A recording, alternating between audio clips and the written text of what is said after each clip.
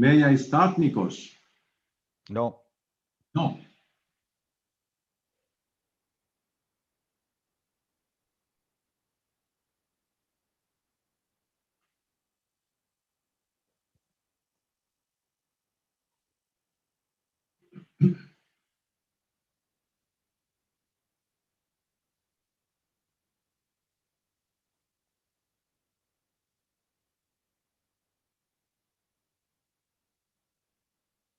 Πέτρο, τι περιμένουμε?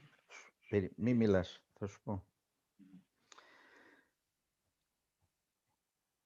Your Eminences, Your Graces, Reverend Fathers, beloved students of ours in the Orthodox Ecumenical Theology Master Program of the International Hellenic University, ladies and gentlemen, Christ is risen. Today it is a great pleasure that we will finish a series of open public lectures devoted to the Oriental Orthodox family. This is the last one. We had the previous two by Professor Moschos on the historical perspective in dealing with the church history. Then last Tuesday, it was Dr. Nikos Kouremenos about an interesting issue, introducing actually the Oriental Orthodox churches and beyond. And today we have the pleasure to be replacing actually Father K.M. George, who has not succeeded in joining so far. Probably there may be some reasons for this. We all know and we pray that the difficult situation in India because of the coronavirus pandemic may have created some problems. We hope that he will join us later. It would be a great pleasure for me, at least, to be with him as well as with Yorgos Marcellos, my colleague from my youth. We have taught for many years in the same university, and we are now also teaching at the International Hellenic University. In addition to this, Professor Yorgos Marcellos is also directing the postgraduate program of theological studies of the University of Neapolis of Cyprus in Paphos. And he studied theology, history, and philosophy at the Universities of Thessaloniki, Athens, and Heidelberg. He holds a PhD degree from the Department of Theology of the Aristotle University of Thessaloniki back in 1983 with mark of excellence, and he was lecturer, assistant professor, associate professor, and professor since the time of his retirement some 6 years ago. He was teaching the course of History of Orthodox Theology and Dogmatics, and also he has been a visiting professor at the Universities of Munich, Bern, and he served as a governor at Mount Athos, and also director of the Patriarchal Foundation of Patristic Studies in Thessaloniki.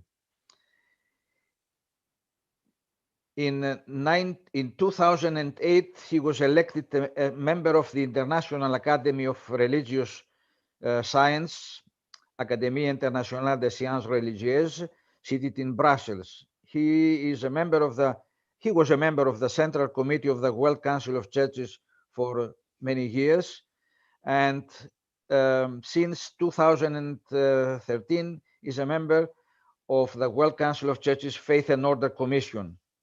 He represented the Church of Greece at the 9th and 10th General Assembly of the World Council of Churches in Porto Alegre, Brazil in 2006, and in Busan, the last one, in South Korea, 2013.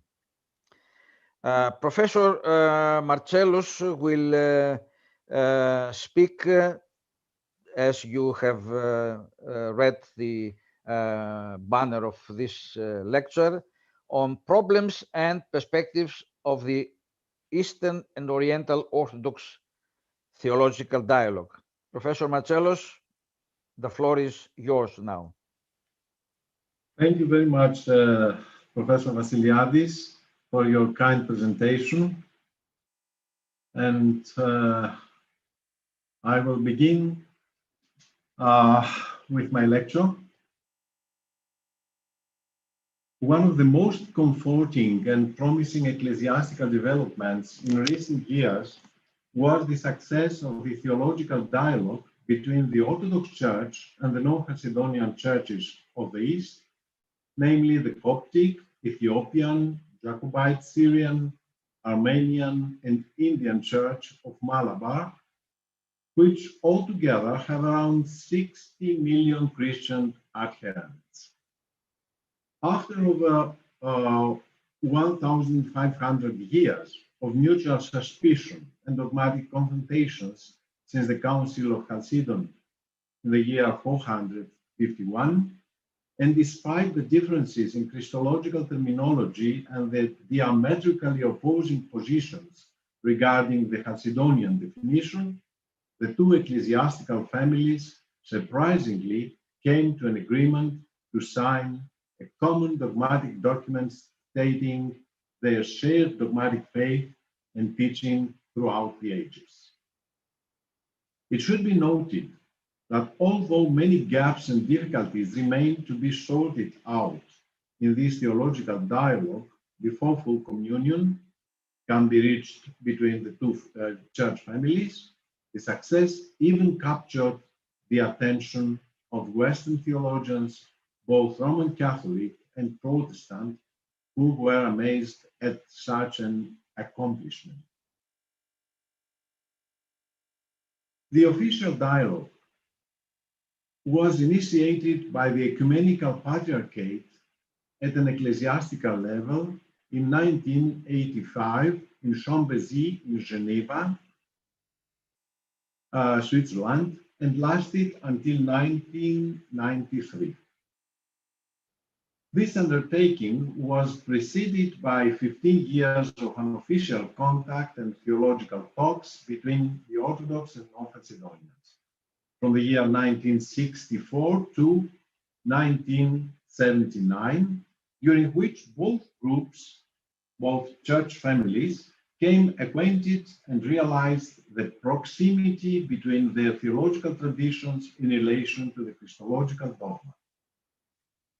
Significant stages in the official theological dialogue include the second general session of the ecclesiastical representatives of both traditions, which took place in June of 1989 at the monastery of Anbabishoi in the desert of Nitria, and also the third general session, which was held in Chambézy, Geneva, in September of 1990. It was during these sessions that the common dogmatic statements, which clearly demonstrate total consensus on the essence of the Christological dogma, were signed. It is significant that the success of these above agreements is not limited to Christology only, and this is very interesting, but extends to the whole faith of the one and undivided Church of the first 5 centuries, as well as all the dogmatic teachings of the 4 ecumenical councils following the schism of 451. In other words, the non-Chalcedonians now accept not only the first 3 ecumenical councils, which are common to both traditions, but the dogmatic teachings of the 4 councils that followed Chalcedon, that followed after the year 451 as well. Although without recognizing them as ecumenical and equal with the first 3. The third general session mentioned above essentially fulfilled the purpose of the theological dialogue between the two committees as far as the Christological discussion was concerned, this being the main purpose of the dialogue. There remain, however, basic practical issues which would need to be resolved in order to achieve full sacramental communion and unification between the Orthodox and the non-Chalcedonians. Such issues include the recognition on the part of the non-Chalcedonians of the last four ecumenical councils as holy and ecumenical, the theological question of whether or not the Orthodox tradition allows the reversal of anathemas which were issued against certain people in synods, and which ecclesiastical authority would have the power to do so, and also the measure to which pastoral economy would be implemented in matters of liturgical and ecclesiastical administration for the realization of the sacramental communion and unification between the two ecclesiastical families. Once more, the Ecumenical Patriarchate took the initiative to address these issues. A plenary session of the Mixed Theological Committee of the Dialogue was convened in Chambézy in November of 1993, which, after meticulous considerations, drafted a mutually accepted text which included specific proposals to both groups, both families, for the lifting of the anathemas and the restoration of full communion between them. Although this document does clearly define the way in which the anathemas could be lifted, taking into account the resulting ecclesiastical consequences, and specifically addresses the pastoral and liturgical issues of sacramental unification, it fails to mention the validation of the last four ecumenical councils as a presupposition for the sought after sacramental communion. Having achieved the above-mentioned dogmatic agreements, the dialogue was then completely devolved from the theological committee to the level of the local churches of both sides. Besides, the signatures of ecclesiastical leaders who had taken part in the dialogue, the patriarchates of Constantinople, Alexandria, Antioch, and Romania on the side of the Orthodox, and by the Coptic, Jacobite, Syrian, and Syro-Malabar churches on the side of the non-Chalcedonians, upheld the dogmatic agreements with synodal decisions. The fact that the non-Chalcedonians approved the agreements has a special dogmatic significance, since with this action they recognized all the teachings of the seven ecumenical councils and the church fathers as completely orthodox. This is a great achievement of this theological dialogue. Which are the problems that the theological dialogue faces, and what are, of course, the perspectives? Despite the astonishing success of this dialogue as far as the Christological aspects were concerned, which, as mentioned above, drew the attention of Western theologians, it must be acknowledged that many obstacles still remain to be overcome before a full sacramental communion can be achieved between the two families. Although the non-Chalcedonians had recognized the orthodoxy of the teachings of all the ecumenical councils and church fathers as attested to by the signed declarations, they had still not recognized, as I told, the last four councils as ecumenical and equal to the first three. This is the most fundamental problem that needs to be resolved before the goal of communion can be realized. In order to overcome these obstacles, two subcommittees have been created, one for pastoral issues and one for liturgical matters, which meet from time to time, seeking out mutually acceptable solutions to the issues that arose from the success of the aforementioned dogmatic agreement.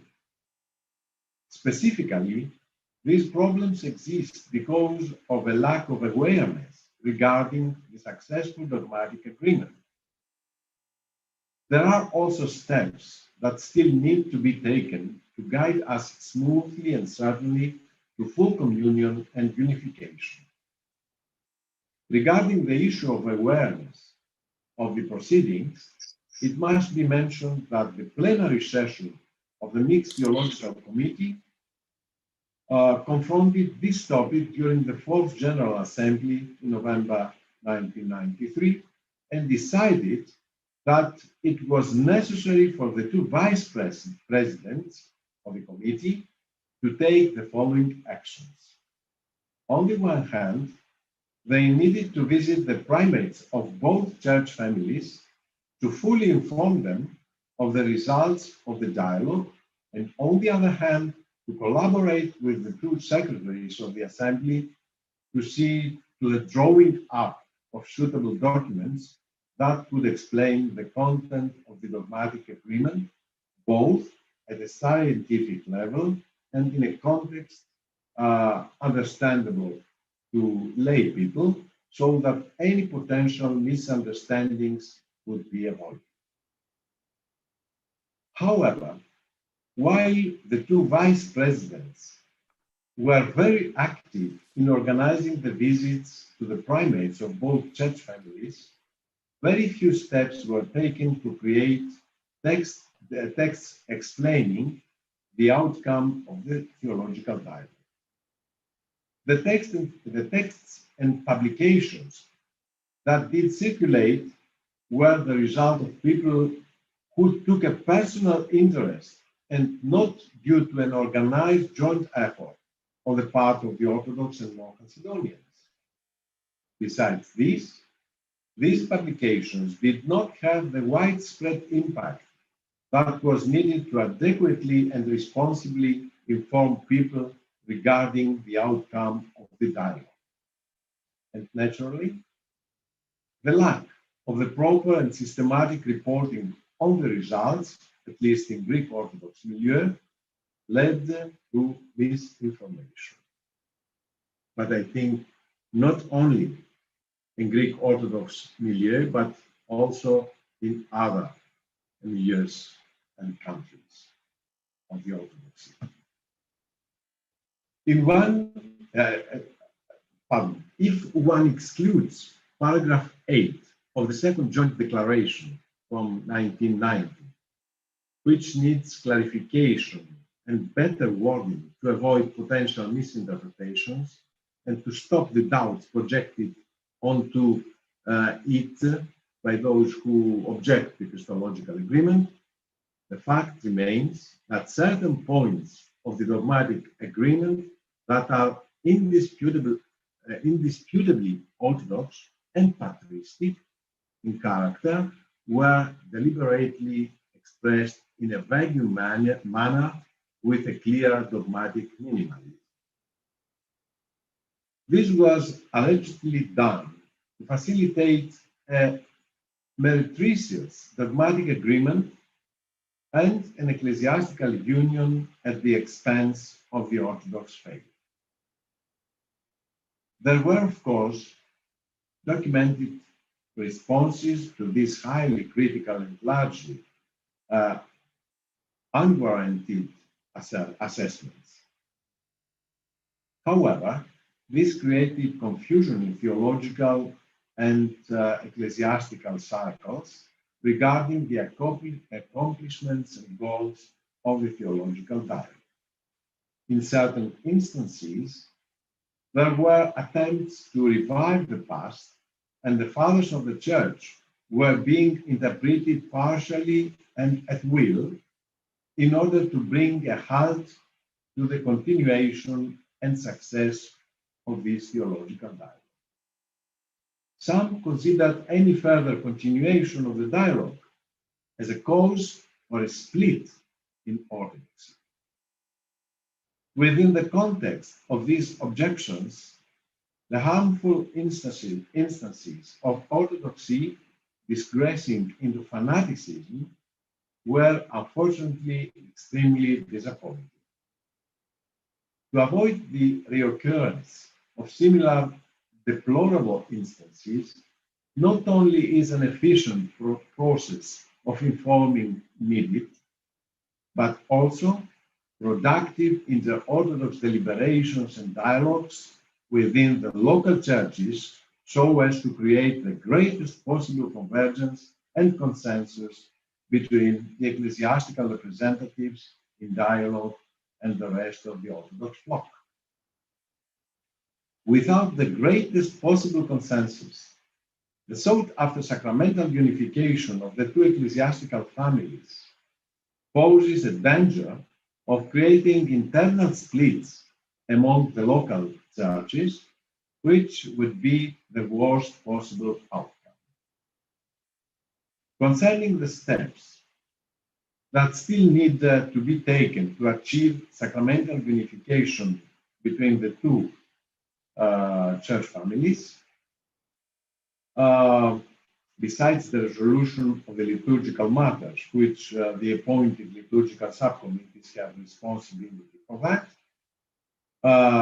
we have the opinion that the most fundamental obstacle that needs to be surpassed is the question of the non-Chalcedonians accepting the last four ecumenical councils, and especially the Council of Chalcedon, which was the impetus for the schism of in the first place. As was previously highlighted, the non-Chalcedonians already fully accepted the dogmatic teaching of the last four ecumenical councils, with the dogmatic agreement included in the common declarations. However, the non-Chalcedonians have yet to recognize these councils as ecumenical and equal with the first three. This position of theirs, especially concerning the Council of Chalcedon, is due just as much to their traditional stance towards the definition of the Council and the Pope Leo's tome, which it approved. They considered the definition and Leo's tome to have an historian meaning in Christology due to the Diophysite wording. Also, I repeat, it is this position of theirs, especially concerning the Council of Chalcedon, is due just as much to their traditional stance towards the definition of the Council, of which it approved, as it was to the condemnation of the Council of Dioscoros of Alexandria, whom they honor as a great father of their church. Concerning the definition of Chalcedon, we must highlight the fact that modern academic research has proved very clearly that the theological nature of the definition not only is not Nestorian, as the non-Chalcedonians believed, but also is Cyrillian.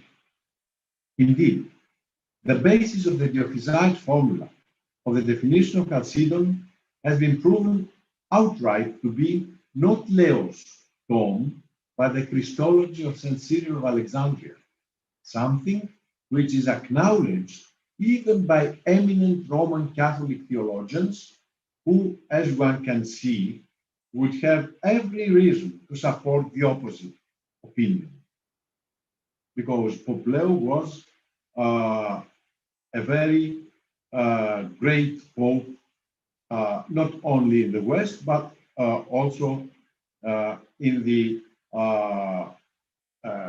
Catholic, Catholic Church as a whole.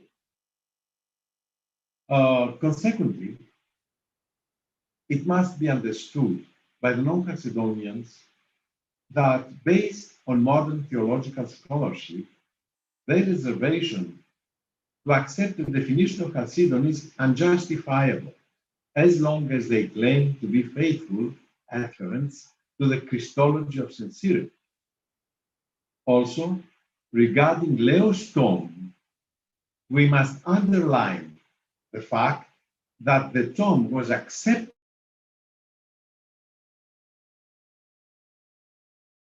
the minutes of the council, but only after the fathers of Chalcedon recognized the orthodoxy and full agreement of the tomb with the epistles of St. Cyril, and especially with the third epistle to Nestorius, after the well-known intense challenges against its orthodoxy on the part of the hierarchs from Eastern Illyricum and Palestine, and the explanations given by the papal legates to the council relating to the meaning of the Diophysite phrases in this tomb. In this sense, all the Diophysite phrases in the tomb Leo are, according to the fathers of the council, in full agreement with the Christology of St. Cyril, and especially with his third letter to Nestorius. As a result, in this case, the reservations of the non-Chalcedonians concerning the acceptance of Leo's tomb are not justifiable, with the commonly proposed argument that its acceptance by the Fourth Ecumenical Council allegedly entails violation of the Christology of St. Cyril. In other words, the definition of Chalcedon, just as much as Leo's tomb, were accepted by the Council under the condition of their full dogmatic accordance with the Christology of St. Cyril, which means that in that aspect, the theological character of the Council was absolutely in the line with St. Cyril's theology. I have written a book under the title Genesis and Sources of the Chalcedonian definition. And I have proved that mot-a-mot, the Chalcedonian definition is based on the Christology of St. Cyril, and I would say on the Christology of his two phases. The Christology of St. Cyril, of course, has two phases. The one phase is related with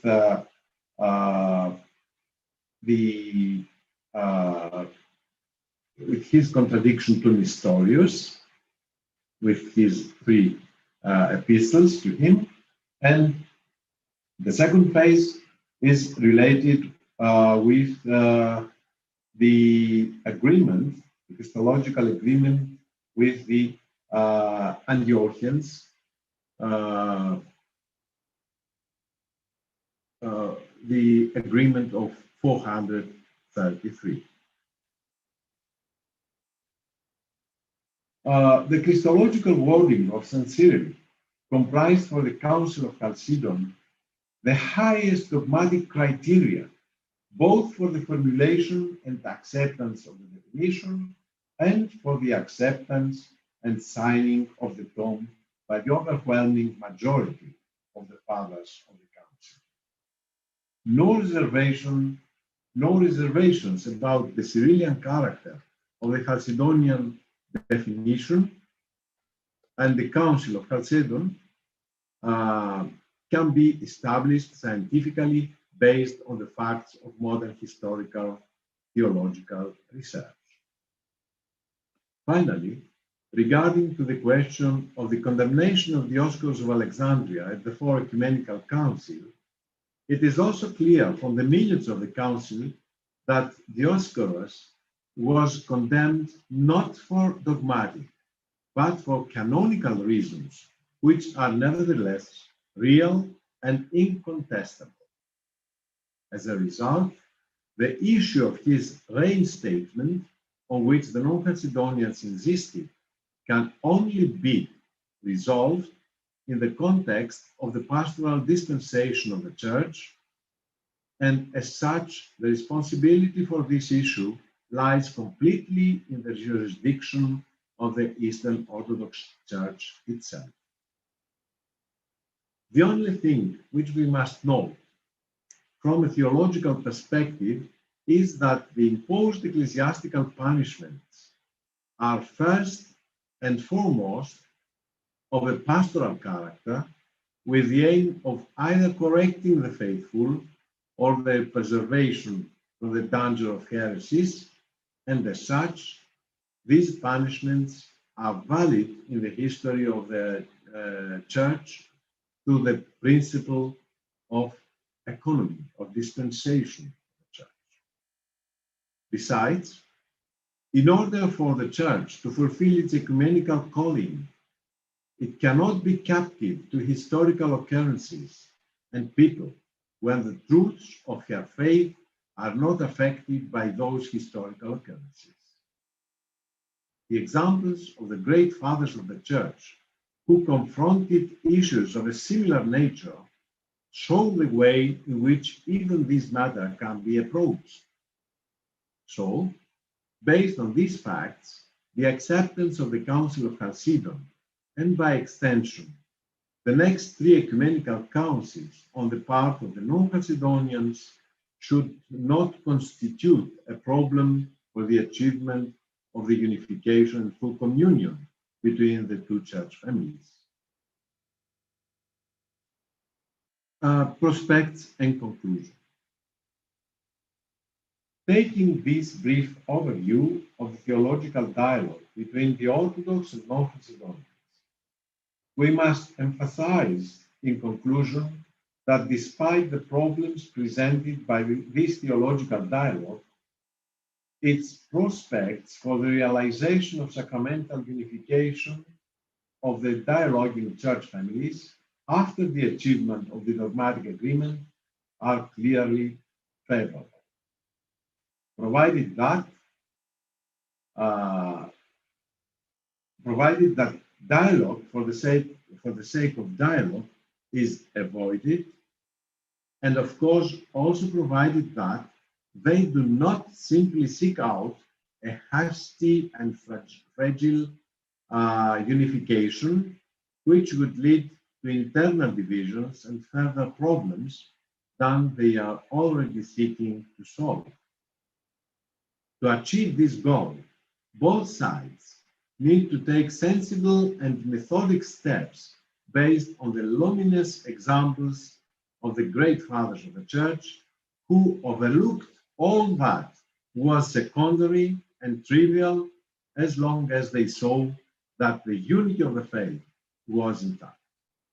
The fathers should not be perceived only as canons of faith and sure criteria of orthodoxy, but also as canons of pastoral prudence and ecclesiopolitical behavior in confronting similar problems of broken ecclesiastical unity. Only in this way can be properly understood the introductory phrase of the definition of Chalcedon. Namely, we then following the Holy Fathers, we confess, etc. We following the Holy Fathers, we can understand what it means for us today. That the Fathers are not only canons of faith, but also canons of pastoral prudence, and ecclesiopolitical behavior. Thank you very much for your attention. Thank you, Professor Margelos. Your presentation gave us great hope, at least because of the immobility that is being experienced with regard to this Eastern and Oriental Orthodox rapprochement. Unfortunately, Professor Dimitriadis can give us more information. Unfortunately, the connection with India has become extremely difficult, probably not only because of the worsening of the situation in the pandemic, but also because of very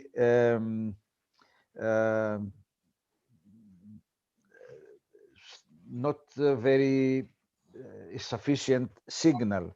But we tried very hard to have with us and intervene, not only direct or monitor the discussion, which I can do it myself, but also to see him face to face. Can I ask Professor Dimitriadis if there is any success in our effort to... There is a success. I mean, I can see him, and the only thing is that he has to switch on, he has to unmute his microphone. And I mean, I saw him before, so I will ask kindly to Father George to switch on his microphone and... Okay.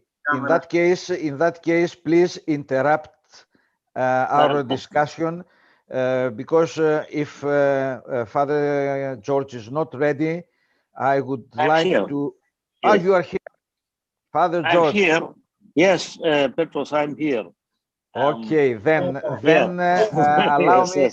allow me also to express my gratitude that you have at last succeeded. Yes. And you have reminded me many memories of our common struggle for church unity. Now the floor is yours concerning your understanding of the problems and perspectives of our inter-Orthodox, we can call it inter-Orthodox, it may be also an intra-Orthodox, but since we are not in communion now, we can say that it is a dialogue between churches not being in communion. However, even within our Eastern Orthodox churches, there are some churches that are not in communion with other churches. So despite these canonical problems, there is also our vision that we can at least not only dialogue, but also together walk towards the visible unity. Now, the floor is yours. Hello, can you hear me? Yes, we do hear you. Yes, I have said something before at the beginning, but let me also remind it that Father K.M. George is a leading personality from the Oriental Orthodox Church and theology, a former, he's emeritus now, but a former principal of the Malankara Theological School, the main school. And also he has taught at the Ecumenical Institute of Bosset, together with me for just one graduate here, but he continued in many positions within the World Council of Churches. Father George, now you again. Yeah. Yes, I'm really very happy to be with you, but I just am worried that every half minute my network is broken. Um, Partly because there is a storm brewing, a cyclone brewing in the Arabian Oh. Sea, not far from my place. It's some kilometers away from my place. So the net is very badly affected. So I was listening to Professor Marcellus, but I could get only a few sentences.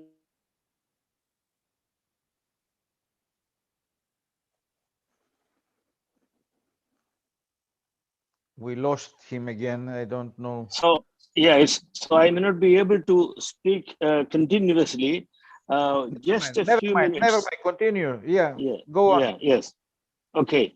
I'm very grateful to Professor Petros Vassiliadis, my dear friend Petros, for our friendship and the fellowship I enjoyed with all the professors of theology in Saloniki, in Geneva, and in many other places. So we have come together as really one family, and I experienced the unity of the family, although we speak of two different families. I think Professor Marcellus has very well expressed the key points, and I had occasion to learn his position, which is a very positive attitude to the whole dialogue in view of the witness of the church, witness of the Orthodox tradition in the modern world.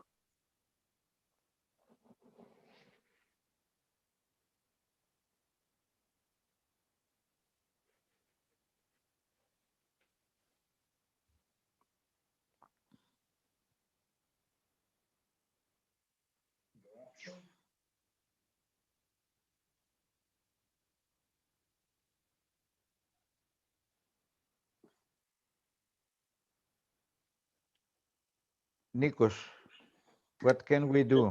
We lost him, and I mean, he'll be back in a second because I can see him. He's Oh, like, okay. Can you hear me now? Now, yes, yes. Continue. Yes. Yeah. So what I learned from our predecessors, the great theologians of both traditions, is that the unofficial dialogue, which started in Aarhus, Denmark in 64.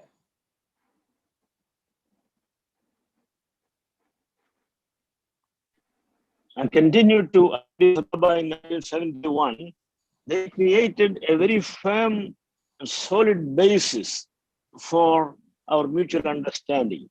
And when the official commissions met, they did not contradict any of the findings of the unofficial commission. They simply accepted it because that dialogue and its findings were done by the most eminent theologians available on both in both traditions. I had been participating in some of the discussions towards the end of the official dialogue when I was a member of the delegation from the Oriental Orthodox.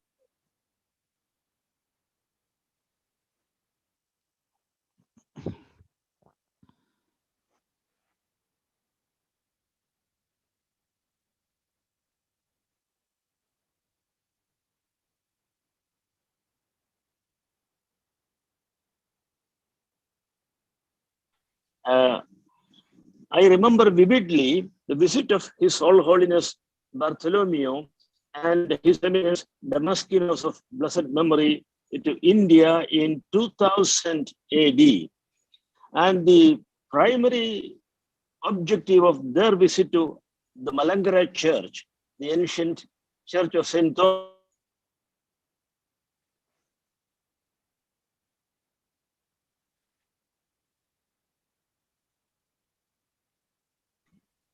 was to convey us the findings of the official commission and to seek proper action from our church. And that was a very successful visit. And I still remember the enthusiasm of our people in India with which they received His Holiness the Ecumenical Patriarch and His Eminence Damascus. And that was symbolic of the general approach of all our Oriental churches. The people and the enlightened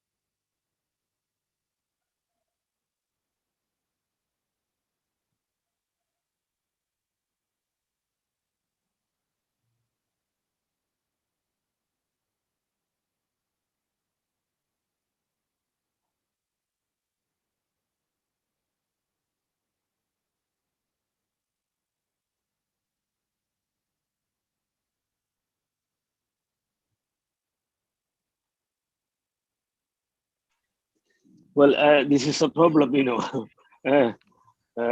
We cannot make any. Continue. Okay. Well, as I said, the dialogue raised a lot of hope in ecumenical circles in the 20th century, because after 1,500 years,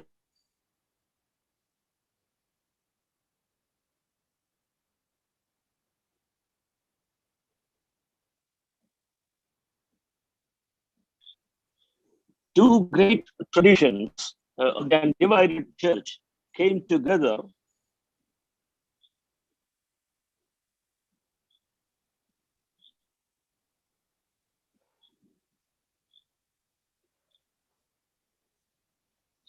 The two streams of the undivided church came together, and they asserted, acknowledged that we held the same apostolic faith.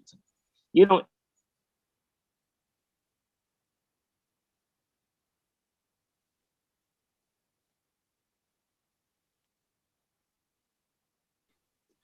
except for the Christological issue raised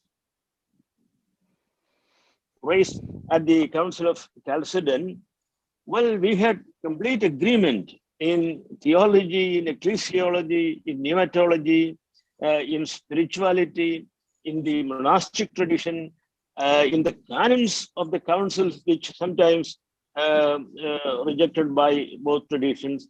So the canonical, ecclesiological, and pneumatological traditions were all the same in both traditions.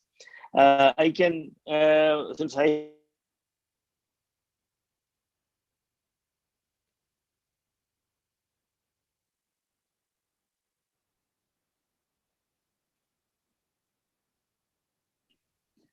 have been able to visit and pray with the local churches in the Oriental tradition in Egypt, in Syria, in Armenia, in Ethiopia, and also in most of the churches of the Byzantine liturgical tradition, I have personally come to the joyful conclusion that there is at the core of our spiritual life, there is unity of the Holy Spirit.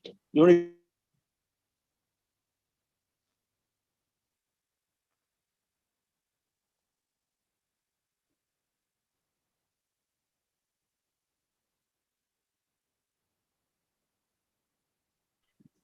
And Professor Marcellos and others present here would definitely agree with me, because we have rejoiced at the experience of unity we had. And I see the name of Christine Shayo here, and I'm very grateful to her. This lay lady of the Orthodox tradition, traveling and experiencing a lot of pain.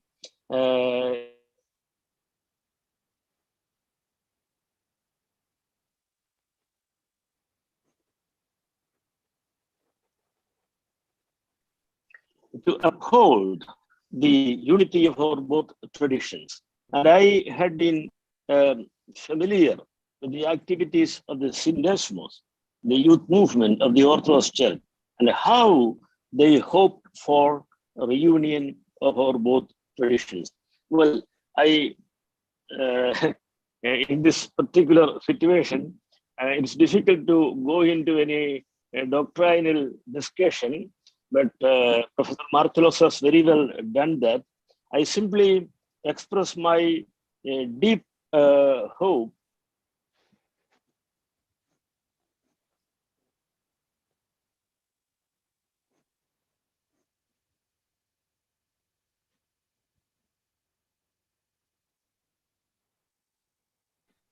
as we prepare for that final consummation. I think our fellowship and our mutual conversations and our togetherness, they would bear witness to the unity of the Orthodox tradition in the world. We should not be much delayed. I know the ecclesiastical conflicts and the many other issues involved in it, but at the core of everything, we have the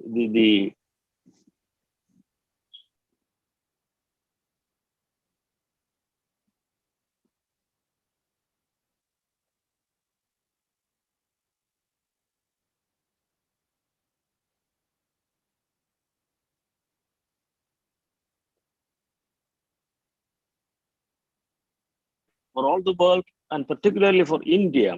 1.3 billion people are seriously facing the threat of COVID. And our churches are very much involved in helping people in whatever way they can help the situation. Let us be together as one body, Jesus Christ, in the power of the Holy Spirit. Jesus Christ is risen. He is risen indeed. Thank you. Thank you very much, Father George. And since you mentioned our good friend Christine, she is an author who has spent almost her life in promoting this dialogue between Oriental and Eastern Orthodox churches. And immediately now I would like to ask her to comment or express her feelings, her vision about our joint effort. And by our, I mean the theologians who are struggling towards implementing a deeper understanding of both sides and promote the common rapprochement, at least between the Oriental and Orthodox churches, as you both, Yorgos Marcellos and Father K.M. George, indicated, that despite this almost 1500 years of separation, of Eucharistic separation, we had retained almost the same spirituality, the same as it has been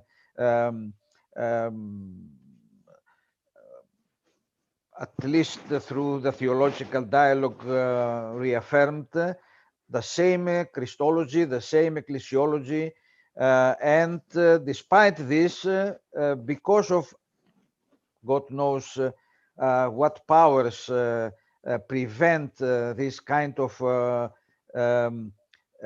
listening to our Lord's demand that we may all be one, we still are in the process. Now, Christine, the floor is yours now to make comment, ask questions, express your vision, and we appreciate once more the effort you have been doing all these years. Thank you very much. Can you hear me? Yes, perfectly. So Professor Marcellos and Professor Vassiliadis, dear Father K.M. George in India, I'm so happy that through technology, without taking any plane, we can be together and discuss this topic of the dialogue between the so-called Oriental and Oriental Orthodox and Chalcedonian Orthodox churches. As you mentioned, well, I am not a theologian. I tried to bring my little participation in the dialogue because I belong to the parish of Chambézy, and as you mentioned, Professor Marcellos, it is where the official dialogue began in 1985 with the late Metropolitan Damaskinos.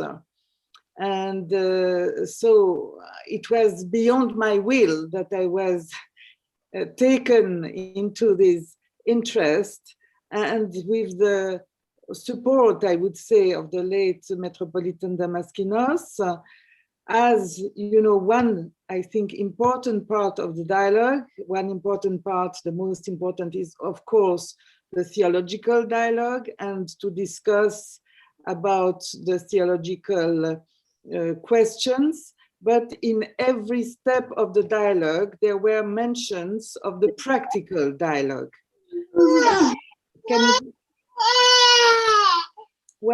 Can you hear me? It's not me. Yes, yes, we can.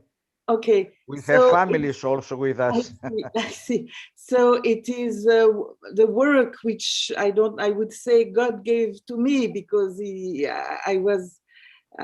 was beyond my understanding at the beginning, just to gather the texts of the dialogue with a preface by Metropolitan Damaskinos, and then through my many travels in the Middle East and Ethiopia to meet many people of the Oriental Orthodox churches, in the Syrian Orthodox Church, the Armenian Church, the Coptic Church in Egypt, the Ethiopian Church in Ethiopia, and also I visited a few times the Malankara Church in India.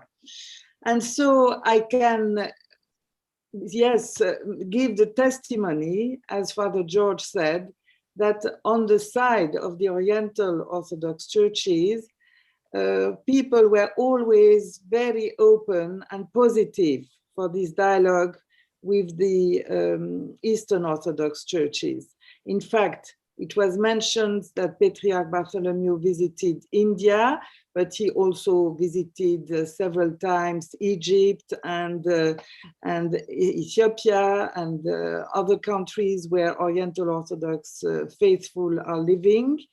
And he was very welcome in every place, and other patriarchs of the Eastern Orthodox churches who visited these communities of the Oriental Orthodox churches were always very welcome. So I tried to explain, as it was mentioned, that at the level of spiritual life, of liturgical life, of monastic life, even at the level of the veneration of icons, we have many, many things in common. So of course the texts, the prayers are not the same, but the message, the deep meaning of all these texts is similar.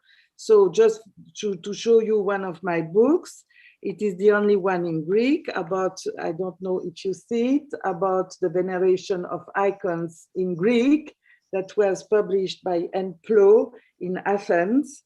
And well, my books about called Introduction to Life and Spirituality of the Coptic Church, Ethiopian Church, Syrian Orthodox Church, Armenian Church, and other books about this topic and the dialogue were translated into 11 languages.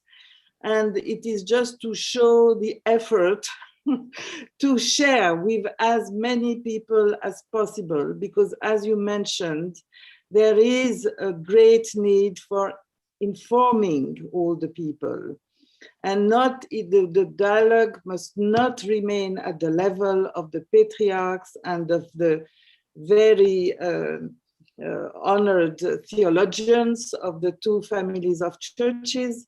But if we want a dialogue to be fruitful and to be true, not to be artificial, because it would be only the work of some groups of theologians, we must involve everything, because this is what we believe in the Orthodox Church, that we are one body all together in the church. So I tried very hard in a book called The Dialogue Between the Orthodox, Eastern Orthodox and Oriental Orthodox Churches, edited by Volos Academy in Volos some years ago, to gather articles and by famous and well-known theologians, among whom Father John McGuckin, the specialist, great specialist of Cyril of Alexandria, Father Andrew Louth, who wrote about Severus of Antioch, Father John Baer also wrote about Severus of Antioch. We had 2 articles by Professor Marcellus, as he mentioned his book, but that was summarized in English in his article, The Cyrillian Character of the Chalcedonian Definition of Faith. And he had another article, Orthodoxy and Heresy of the Anti-Chalcedonians, according to St. John Damascene, 7th century. So I think we have to open up this dialogue also in the patristic, at the patristic level, not only in the 5th century at the time of Chalcedon, but of course we must have an overall view and analysis. And of course, I'm the first one to say that all these theological conversations are most important, and we should not jump the steps. We have to be very serious about theology. We have to be very serious about the ecclesiological questions, about as I said, we have to take into consideration the spirituality, the ecclesiology, the spirituality, the monastic tradition, etc., in all these churches of the 2 families. And I think that we also we had some articles in the same book edited by Volos Academy. One article by Father John Erickson, Anathema, an obstacle to reunion, ? And you know well that Father Erickson knows very well these canonical questions, as well as our dear Professor Fidas, very expert in canonical matters, who wrote an article, The Presuppositions for Restoring Ecclesiastical Communion between the Orthodox Church and the Ancient Oriental Churches, Lifting of Anathemas and Competent Ecclesiastical Authority.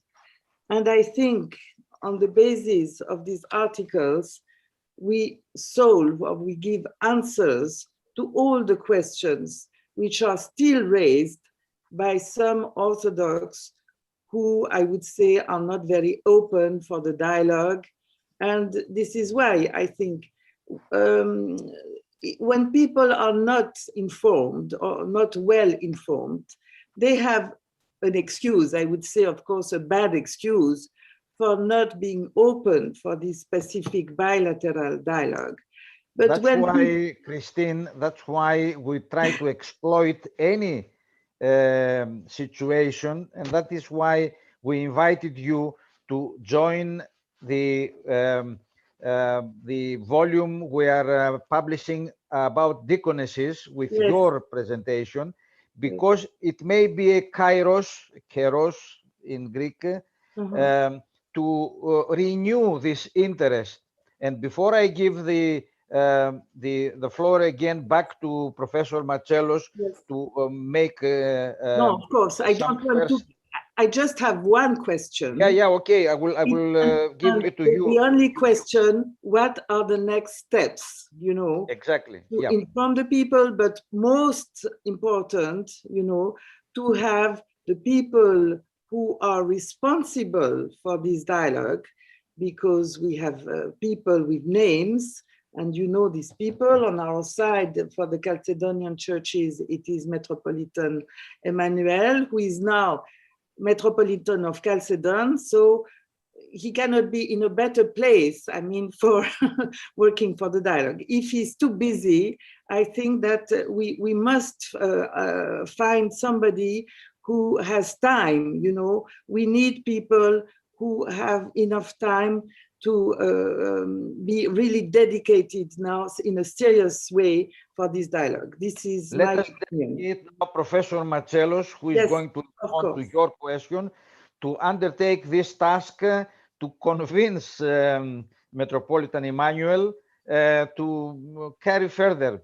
Yorgos, now the floor is yours. Or to find somebody else. I know he's very busy. Okay. So, And but we must have Nikos somebody Dimitriadis, else. please, Nikos Dimitriadis, collect the questions from our students after Professor Marcello's intervention, first intervention. Okay. We have also one question from the YouTube. After this, I will forward to Professor Marcellos. I would say that first of all, an intervention of the ecumenical patriarchate is needed in order to move on a revival of our interest regarding the theological dialogue between the two church families. And in this meeting, we can discuss about the next steps that are necessary for promoting the theological dialogue in order to be accepted by the local ecclesiastical communities. It's a pity that only the ecumenical patriarchate, and I speak from the side of the Greek Orthodoxy, only the ecumenical patriarchate and the Alexandrine patriarchate have accepted the recommendation, theological agreement on the theological dialogue. Of course, there is the Patriarchate of Romania, the Patriarchate of Antioch, but I think that either the two presidents of the co-presidents of the theological dialogue, of the Committee of the Theological Dialogue, or the vice presidents have to move to the countries with,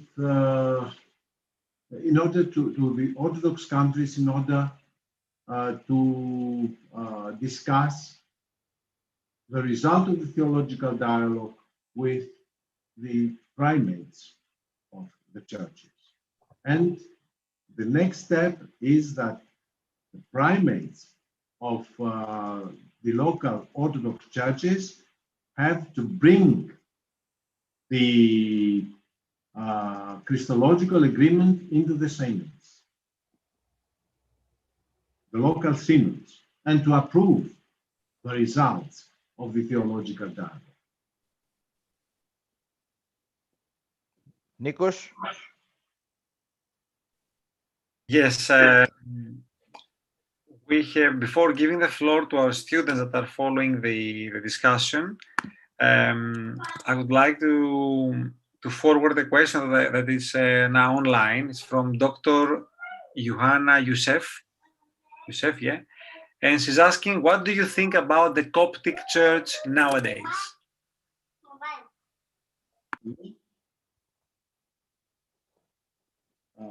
Yeah, comment Whom is generally. Christian? What did I get you? What do you say, Professor? if we understood the question is what is now the position of the Coptic Orthodox Church with regard to this dialogue? If I understood well the question posed in the YouTube chat room. The Coptics have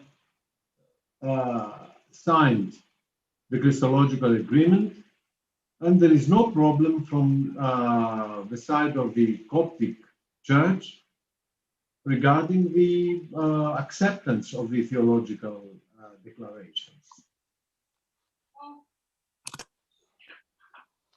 The students' questions?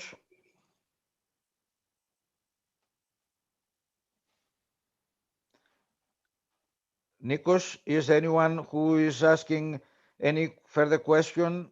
The time approaching the meeting is... Eleni Vafia is online. I will ask her kindly to pose a question directly to Professor Martzelos. Okay, thank you, Professor, Mr. Dimitriadis, Mr. Vassiliadis, and Mr. Martzelos. And Mrs. Christine, actually, I heard great things from her and from Mr. Martzelos, of course. So I would like to ask that I think that now we need the unity. I think that we need it more than ever these days. So do you think that the ground is prosperous now? Not today, but, you know, thank you. Yes, given that these churches, the non-Macedonian churches, live in an atmosphere and in an environment of Islamic people, this is a good presupposition in order that they seek for this theological and sacramental union, ecclesiastical union. I was in Cairo 15 years ago, I think. Yes. And from Cairo, I traveled to Alexandria. And in my way, I stopped in the monastery of Saint Bishoy. Pachomius. Pachomius. I met there a very clever and very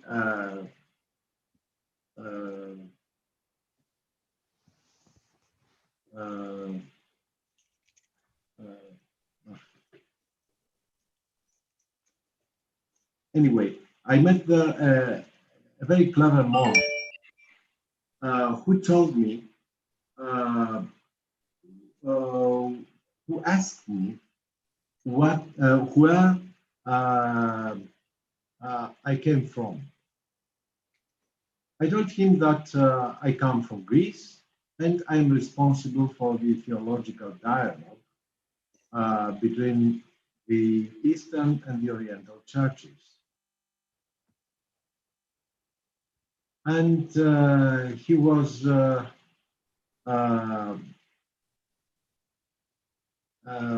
very impressive through my answer, and told me that we Orthodox have to make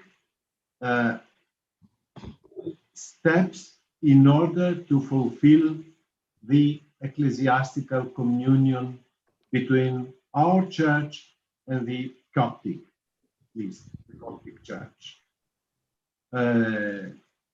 He told me, let's aside what our Bishop Bishoy says about the obstacles of the theological dialogue, and move as far as possible to the ecclesiastical union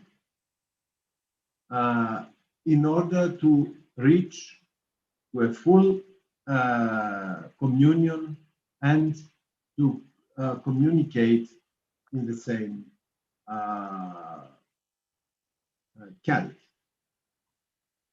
In this perspective, I would say that at least the Coptic Church is on the milieu of the people, is very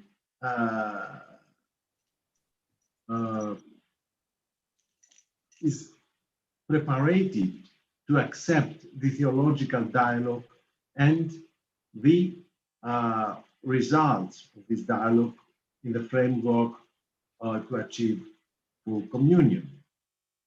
The problem is that ecclesiastical leaders from the both sides have some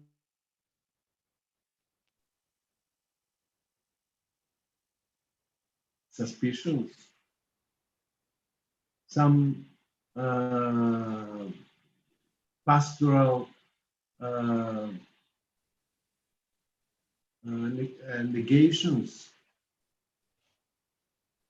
And in this way, we cannot go further with this thing. I think that the theological dialogue between the two church families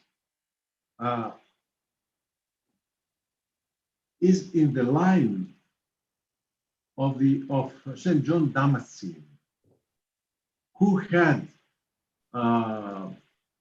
recognized the orthodoxy of the non-Chalcedonians,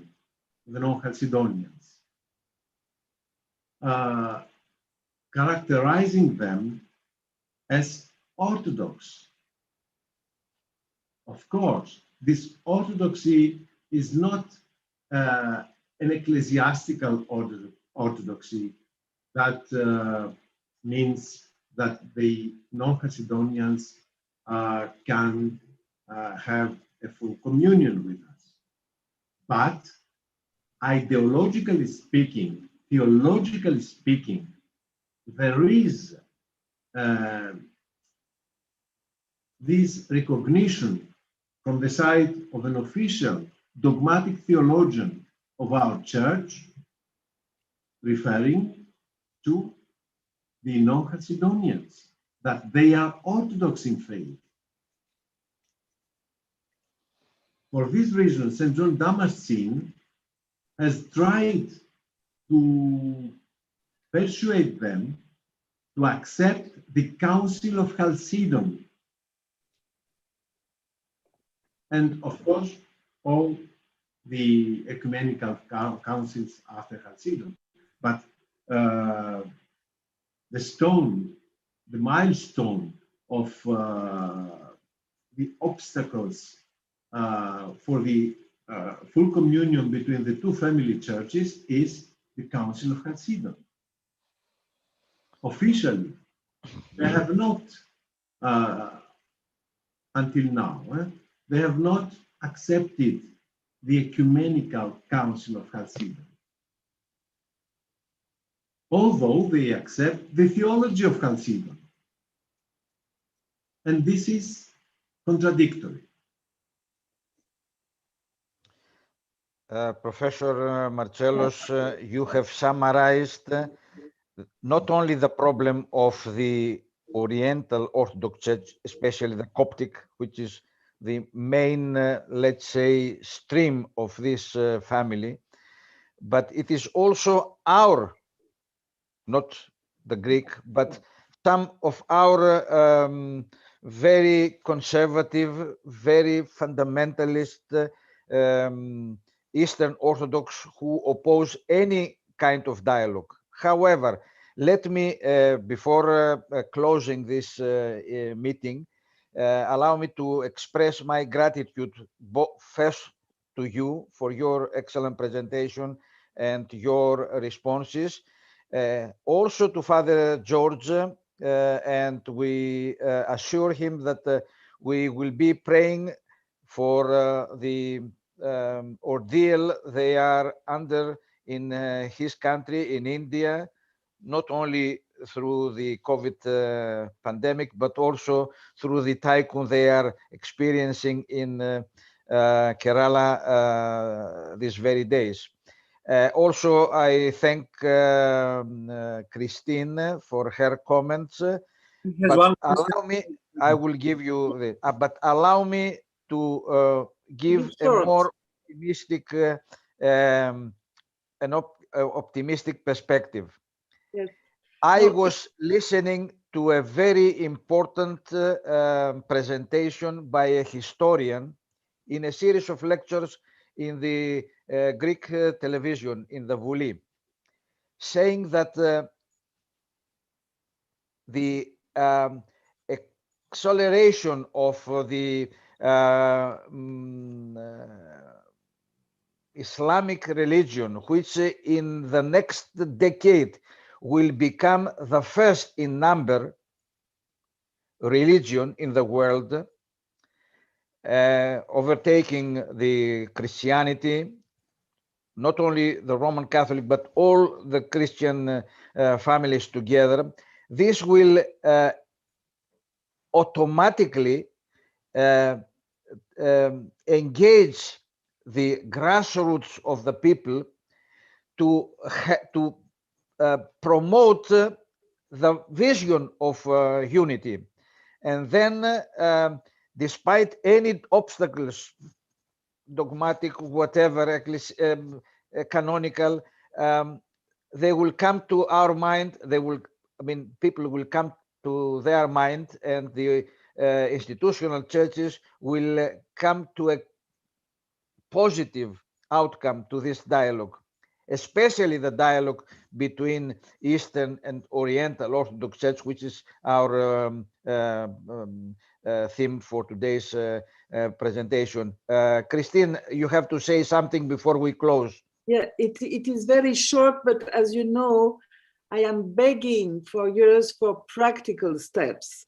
And I think that at this moment, it is very important to have a team of people of the different churches, Chalcedonian, non-Chalcedonian, who are really eager, you know, to have positive steps in the dialogue. And I would just give a few names. I can send you all the details by email, but I know that in the Ethiopian Orthodox Church, some 2 months ago, they were discussing about the dialogue with our Orthodox, Chalcedonian Orthodox churches. This was told to me by Father Daniel Sefe Michael, who is a close collaborator of the Patriarch in Addis Ababa. So that would be for the Ethiopian Church. For the Armenian Church, I would speak of... No, send this name, because yes, we want to give them to our students. Yes, just to say about the Armenian bishop in New York, Khimdinkian. I know he's very eager, and he can put your group in touch with the Catholicos in Armenia. That is for the Armenian Church. For the Coptic Church, I would say Metropolitan Serapion in California, who has a very good group of young... And also of London. Coptic theologians, but the theologians are more in California. For India, we have our dear Father K.M. George. And for the Syrian Orthodox Church, we could have a contact with Father Roger Akras, who had the doctorate in Paris in the Catholic Institute. He's in charge for his church for the dialogue with the Catholic, and he could be in charge also for the dialogue with the Chalcedonians. So you see, with 5 persons' names, I try to be very short and practical and pragmatic. We can begin with 5 or 6 flowers. We can begin, hopefully, to have a bunch of flowers for the dialogue. Thank you very much for your recommendation. We'll keep it and we will be in touch. And Very much for the... I would like, before I give the floor to our, let's say, moderator, the technician, Professor Dimitriadis, I would like again to thank you all, especially Father K.M. George, who was struggling to be with us, and he was for some part, although we couldn't see his face except in for some moments, and also the main speaker of today's event, Professor Emeritus Georgios Marcellos. Nikos, do you have anything else to say before closing?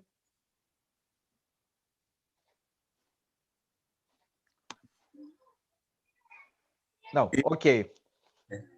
Yeah, I don't know, Professor, should we close now? I mean, I don't know, because I see also KM George is online. Maybe he wants to say a last word. If he can, yeah, please.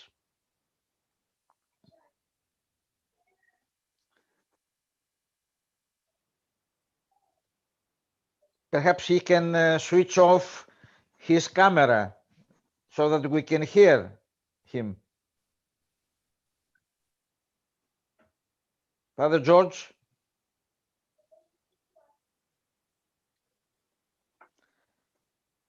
Okay, let us say Christos Anesti, Christ is risen again. And we follow the recommendation by our speaker, Professor Marcellos, by our friend Christine, practical recommendations, and also the vision and the hope by Father K.M. George. To our students, we say goodbye again, and we meet on Tuesday, next Tuesday. Bye-bye, everybody, and thank you.